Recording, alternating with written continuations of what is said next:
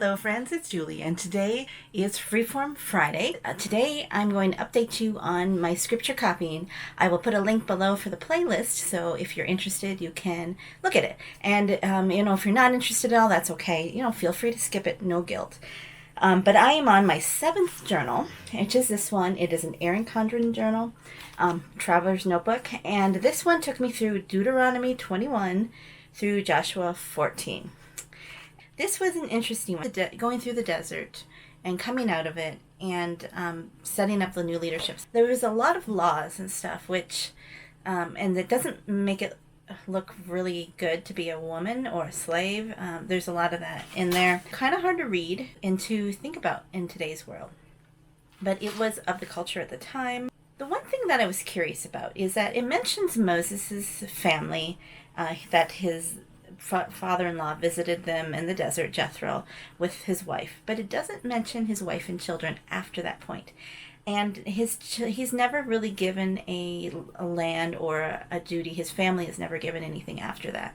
Whereas where Aaron becomes the priest, and his sons become priests too, so they're the line of the priesthoods. But with Moses, there is no line. So I'm almost wondering if the children and the wife went back with the father-in-law. I don't know for sure. Maybe I'll find out later. I didn't do any research on it, but it's kind of one of those things that I wouldn't have caught without scripture copying. By the way, this is basically writing word for word out of the scripture, and I'm going through it chronologically. Parts like this are not as easy to go through as Genesis was really fun. Exodus was good too. Are not as fun. So then I have Joshua. And then you come to the point where the Israelites enter Canaan, and they are told by God to take over the land and basically conquer the people of the land.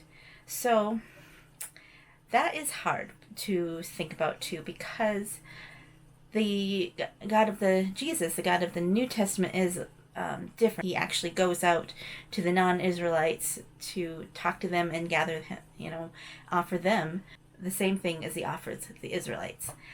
So to see that, I know the culture was way different in the Old Testament, and there's other things that were at stake.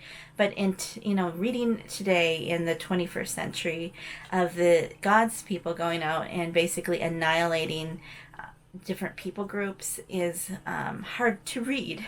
And to say this is the same God, but that is what it was commanded. But there was one town that came and deceived the Israelites and said, we've come so far, we heard about your greatness. They're flattering them, and we would like to make a treaty with you. And the Israelites didn't consult God. They just said, okay, let's do the treaty. And they were neighbors. And I kind of thought, I never had this thought before, but what if other towns had tried to do that? Other people groups had tried to come and make peace with the Israelites. Would they have? Would God have allowed that? But none of them did. None of the other ones came forward and tried to do a peace treaty with them. And maybe that is part of why God had no tolerance for them. Maybe there was no peace, and it wouldn't have been a good thing. So just some thoughts. Feel free to drop me your thoughts below. I'm not a Bible scholar. I'm doing this for a devotional and to get deeper into the Word. So I ended this book, and then I am on to my next one. But in the interim, there were parts of Leviticus, Numbers that were so much of a slog, as you can imagine, all the laws and stuff, that I was just getting weary of doing it. So what I did is I started a second journal, and this one is just the Psalms. And so if I go back and forth when I'm tired of the laws and stuff, then I will do some Psalms. So this journal, I think I just got it at either Hobby Lobby or Walmart even, and I have started this, and I'm putting more stickers and stuff on it and making it pretty, so like that. So it's been enjoyable. Actually, a long time ago I had memorized like 2 or 3 of the Psalms, and it was interesting to go back and see how I didn't remember them all word for word, but that's okay. So I am now on my number 8 journal, and this one is a little different because I had always been doing the Traveler's Notebooks. And now that I'm not really doing the planning as much with the Traveler's Notebooks, I decided to do an actual journal. So I got this journal, I think at Hallmark, for half price. I liked that it was gold You've got the tropical palm trees where, Israel lived in that area. So I thought that was appropriate. And so this is number 8. It's going to be Joshua 15, and I started it in May. So I'm already a little bit into it. And before, in my previous journals, I had ignored the lines. So if you can look closely at this, you can see that the lines and my writing didn't match up. And that was to fit more on there. But I decided that I'm just going to get narrow-ruled books, and I'm doing it using the lines now. I think that part of doing this is that I'm not caught up in perfectionism. I have my whiteout. I use it almost, a few times a week probably, because I mess up. And some people may not like that it's not perfect. Sometimes my writing isn't perfect. I'm not consistent in my size of books, types of books. But the thing is that it is done, that I do it. If I would let myself be hung up on the perfectionism of having to have the right pen, the right notebook, the right way of doing it, if I mess up, not messing up, I would not do it, because I am copying, like I said, to have a devotional time, to get deeper into the Word, and it is amazing what things that I catch that I never did before reading through it. So I am still enjoying it, although right now in Joshua, it's not as exciting. I'm at the point where the Israelites have finished their conquering, and they have divided up the land, and now they're going to have a little time of peace.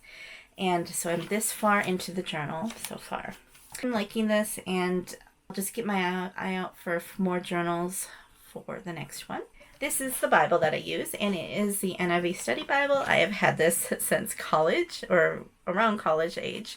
It's a thought for thought translation. So there are some that are word for word, but I like the thought for thought because to me it works better. But everyone has their own version of the Bible that they like. But the act of taking up a pen and writing is different than just reading, and it slows the pace of your reading down. I think it goes deeper into your mind and your memory when you're writing. That's probably why I like writing and the paper planning, because it's just tactile, and I feel like I have something solid down instead of just having like a date on an online calendar. So whatever way you want to study the Bible that works for you is what you should do. And also keep in mind that God does change things up for you. There's been many times where He has led me to a different way of studying and different seasons of my life. So just because you've gotten something down for now doesn't mean that it's always going to be the case. Or it could be the case, because some people are consistent their whole life.